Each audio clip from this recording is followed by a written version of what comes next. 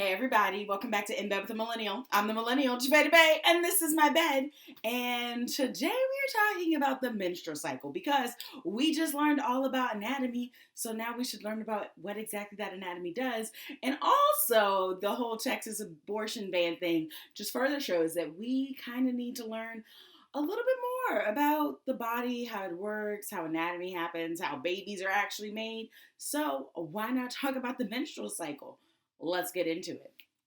First, I hate to burst your bubble, but we have all been lied to for a really long time because the menstrual cycle is not 4 phases or 3 phases and however else people like to describe it.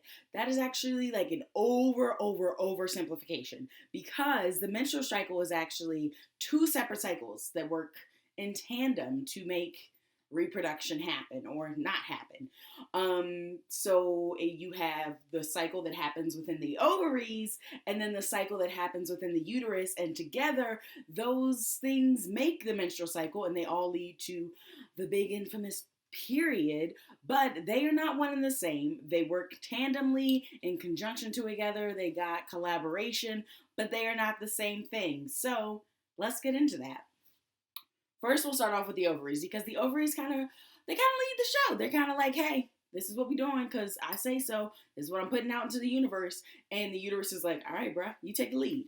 So what it starts off, you have the follicular phase, which you've probably heard of because it's one of the 3 phases of the menstrual cycle that's described. The follicular phase is actually when the follicles on the ovary start to grow and when FSH and LH are starting to rise in the body. So if you don't know, FSH and LH are hormones that play a part into the egg actually like growing and like getting ready to come out so they can be fertilized. And LH is actually the hormone that you would test for if you were trying to actively get pregnant and you want to know when you're ovulating. You are testing for the LH hormone. When there's a surge of LH, luteinizing hormone, that means that an egg is about to be released, has been released. So that's how you know there's ovulation time.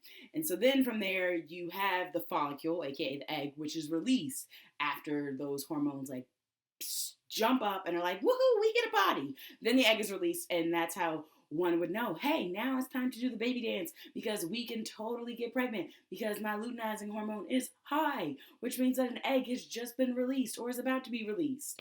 And then from there, you have the luteal phase, which is when the ovaries are producing hormones to tell the uterus to prepare potentially for a fertilized egg. So that means that it's like, yo, start making that progesterone because it might be a baby coming soon, or probably more than likely not a baby coming soon because it's actually not as easy as people think to hit that sweet spot of getting pregnant and catching a fertilized egg and fertilizing it. I mean, an unfertilized egg to fertilize it. But so that is the stages of the ovarian cycle. Follicular phase, the release of the egg from the ovaries. And then the luteal phase, which is the ovaries telling the uterus, like, hey, pump these hormones, baby boo. You might be getting a baby soon. And then you have the uterus, which has its own cycle, which is working in conjunction with the ovarian cycle. So it starts off, we always track it from a menstrual bleed because that you can see. Unless you were testing your hormone levels and all those other things on a regular, you really don't know where you are in your phase if you did not track that the start of a period. So it starts off with a bleed, the shuttering of the uterine lining. Then from there you have the proliferative phase, which is the proliferative phase is happening when the egg is being released from the ovaries. So that is when the uterine lining is starting to thicken back up because it's like, yo, we might be getting a little baby up in this joint. So we gotta like make a nice cozy little home. And then you're gonna have this secretory phase, which is when the egg actually gets to the uterus. And so if the egg is fertilized, it will implant and then a pregnancy will resume. If the egg is not fertilized, then the body's like, oh, all right, cool. Well, I guess let's drop some weight and get rid of all this excess stuff. And that is when you get back to the bleed and have an actual menstrual period. And the egg is released along with that uterine lining. And then this cycle just repeats. And it is also important to note that this cycle is typically between 28 and 30 days. It can vary though for people with irregular periods, PCOS, people who have high stress or diet changes. that cycle length can change. So those three different phases that are happening between the ovaries and then the three different phases of the uterus can actually happen over like 45 to 60 days, maybe even longer. So it's important to recognize like how this all goes. Everyone's body is very different. Like they can do the same things, but they don't all work in the same way. That's why it is important to understand your body and your cycle, but also just understand like how it goes through these things, what you should be looking for. But yeah, that, my friends, is the menstrual cycle. It is not 3 or 4 phases like all overall. Like it's actually 6 phases if we're being honest. 3 phases in the ovaries, 3 phases in the uterus that work together to give you the beautiful, wonderful monthly, maybe bi-monthly, maybe like once a year, who knows, period. But that is a period, that is a menstrual cycle.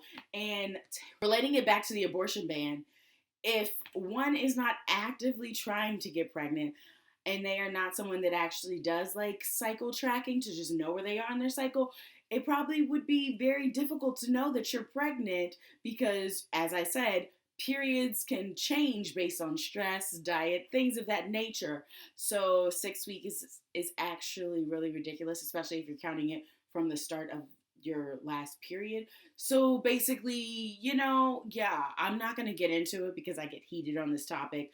But there you have it. That is the menstrual cycle. It's a little difficult to fully understand how you would know in 6 weeks that you might be pregnant if you don't actively track your cycle. But I just hope that today you learned a little bit more about the cycle and that you go and tell a friend that the menstrual cycle is not actually 3 phases, 3 or 4 phases. It's actually 6 phases, 3 for the ovaries and 3 for the uterus. But definitely share this far and wide. Send it to your senators, maybe, and let them know that they probably don't actually understand the menstrual cycle. And definitely come back next week because I'm doing this again. Also, if you didn't know, it is Bi Visibility Week. So if you have a bisexual in your life, if you are bisexual, or you just, really like this crop top, make sure you head on over to my website and order you one because up until the 23rd, 25% off if you use the code bisexual. So shower a bisexual in your life and love and get them this crop top, okay? Okay. Until then, I'm going to see y'all later. Deuces.